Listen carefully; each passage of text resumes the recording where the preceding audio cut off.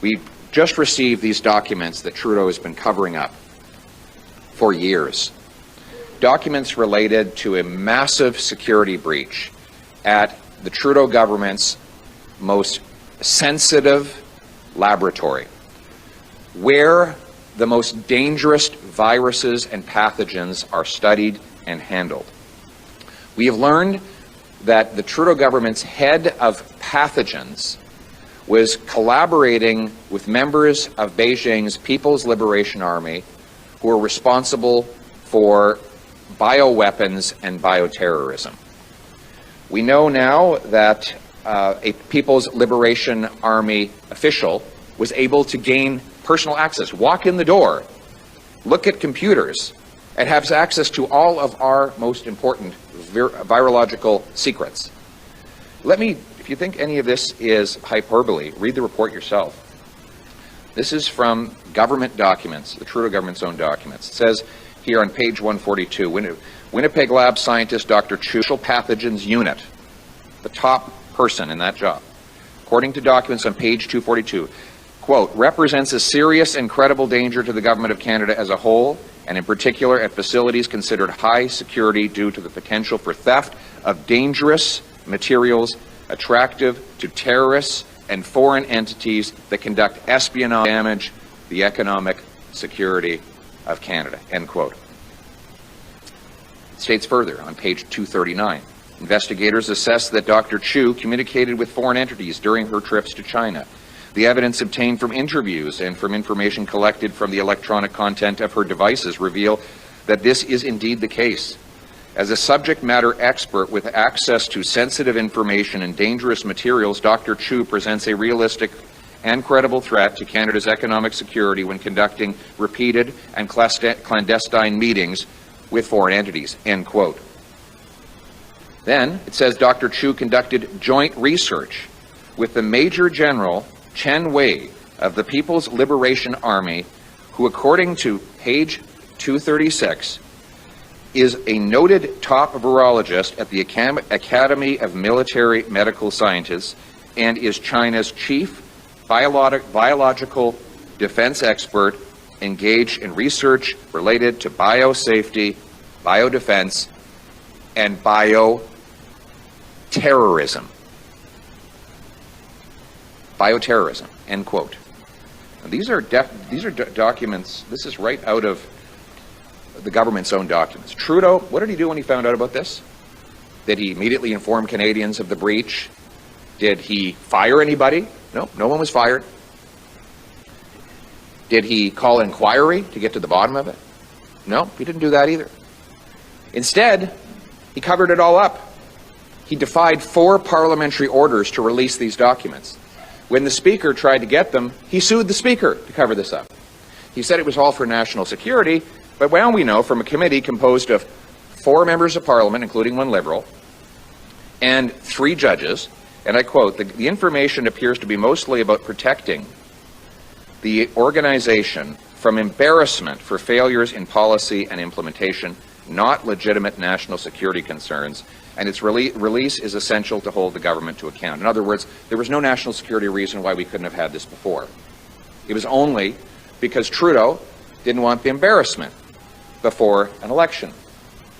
So what did he do then? He collaborated, knowing this, he collaborated with Beijing to buy a vaccine for COVID. Could you imagine if the deal that Trudeau wanted to sign with Beijing had gone ahead and we had procured China-made vaccines after learning this information? That's what was in this guy's head. And if you think for a minute, because I know there'll be all kinds of excuses, well, he's not responsible and how could he possibly take ownership of what happens in his government. Let me quote him. He has a document called Open and Accountable Government. And I quote, as head of government, the Prime Minister has special responsibilities for national security, end quote. It's his responsibility. This is his government's lab. It's not a random university lab. It's the top lab for the Prime Minister's public health agency. And he is exclusively responsible for the machinery of government as Prime Minister of the country. So this is on Justin Trudeau. I will add one last thing. Not only did he cover it up, Not only did he try to get a vaccine from China after knowing this, he called a snap election to make sure that the voting would happen before this came out. And what happened in that election? Beijing interfered to help him win it. This is a man who says he admires China's basic communist dictatorship. We cannot trust Justin Trudeau to keep our people and its country safe. We need a strong, conservative, common sense government that will root out foreign interference, protect our critical secrets and our medical research, and stand on guard for our country to keep our people and our nation safe. Thank you. Okay, for 4 years, I have been preaching that under Section 83.1 of the Criminal Code of Canada, which defines domestic terrorism, I have said that our government qualifies as domestic terrorism. Under Section 83.19, I believe, I'll pull it up, or maybe I won't, I don't know, just look it up. Just read from 83.1 onwards and you'll get to the information. But under, I think it's 83.19, it is illegal for Canadians to fund domestic terrorism with penalties up to 10 years in jail. So no matter what this is, no matter if this is part of a show, no matter what, if this is trying to tear down Canada and come back with their Build Back Better solution, it doesn't matter, because what they just did is they admitted that our federal government has been involved in terrorism against Canadian citizens. So, and they covered it up. They were involved with Chinese bioterrorism and they covered it up. I have some serious questions. Serious questions about where my tax dollars are going. Because now it's now a hot topic. For instance, the government corruption that's going on with the Arrive scan apps and everything else. And just so much going on and so much money laundering and just scam after scam after scam, up to the point where we're at a point of we're actually in a scam economy with the amount of scams going on with our government. But that's not all. That's not all. I mean, it's so crazy. I mean, with all the scams and just craziness. Now we're at the point of bio-fucking terrorism. Are my tax dollars going towards bioterrorism now? It's just mind-blowing, man. And I have so many serious questions. Like, are we accomplices to this now? With taxation? Our money is now funding criminality to this point. You know, and I got to look into this because I don't want to be an accessory to a major crime. Am I funding money laundering? Holy smokes. Is it even legal for me to be supporting this? Is it even legal for me to be paying taxes to support this at this point? I have to sit down. I have to find some experts and I have to seek some legal advice to see what can be done here, because this is ridiculous. I'm telling you, I'm so done. I may not ever pay taxes again. We shall see. I got to seek some legal advice. Anybody have any advice, actual advice? Let me know. Stop scrolling. All Canadians must watch this video. We've just received these documents. I posted the official opposition leader's press conference of the new documents that came out for the Winnipeg lab leak. In the first 6 hours, it was getting about 30,000 views an hour, up to about 210,000 views in the first 6 hours. and then it just Protect our people stopped. or our country. Not flagged, no nothing. It just continued on like that for another 18 hours. We just And received then these I woke up documents that this Trudeau has been... morning, and the video has been flagged not eligible for the U page. But as you can see, it very clearly shows the first 6 hours, boom, straight up in the air, and then nothing. Just a handful of views every hour. Remember, it didn't get flagged until this morning. So, clearly, I appeal it, as per usual. It was flagged for misinformation, even though this is new information that has come out with actual proof of the documentations. And the appeal was lost. So, I reported it directly to TikTok with the actual links to all the news reports showing, and then it was removed from my page entirely. It was flagged with no reason, just this weird community guidelines that doesn't give you any explanation.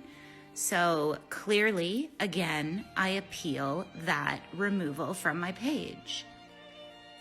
I go back and I instantly won the appeal.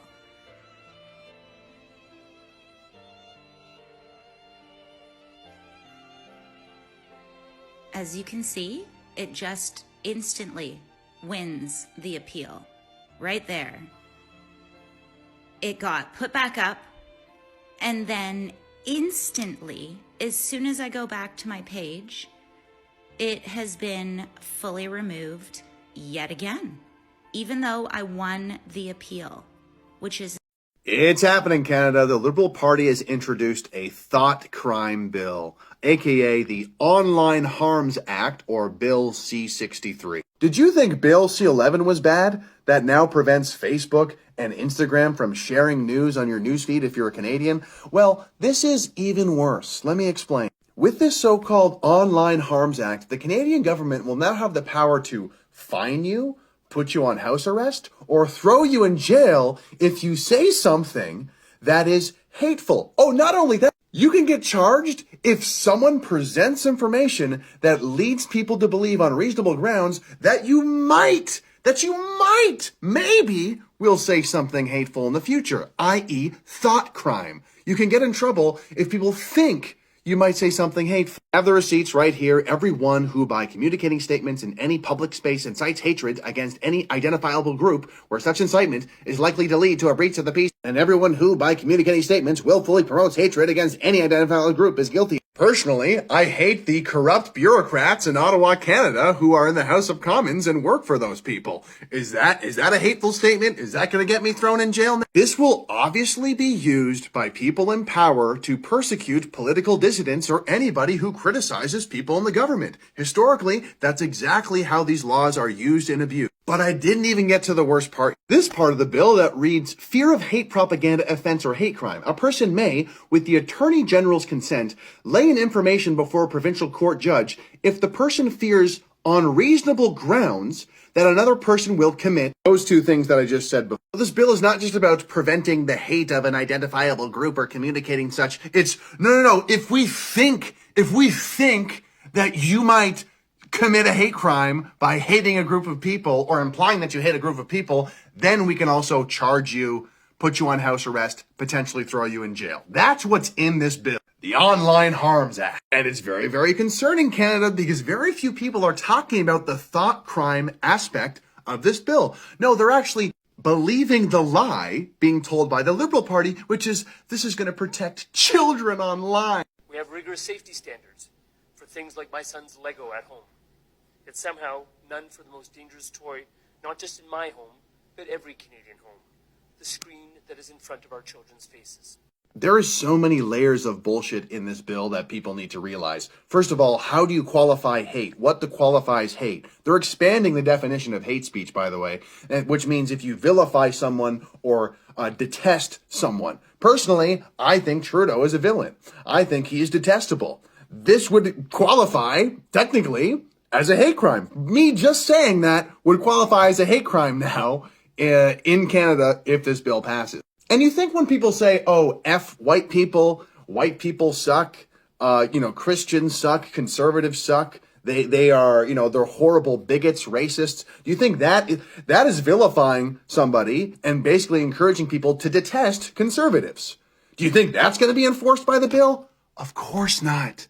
Of course not. Of course they're not going to enforce this equally.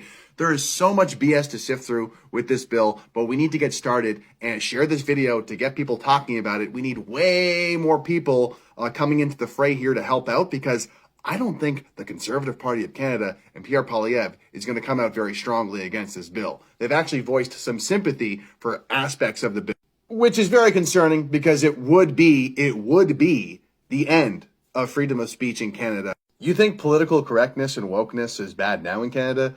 This bill would essentially state mandate it. It would enforce it. If you have the wrong opinion, you can get fined. Not even by a police officer, just somebody, some weird woke freak could come and charge you for a thought crime.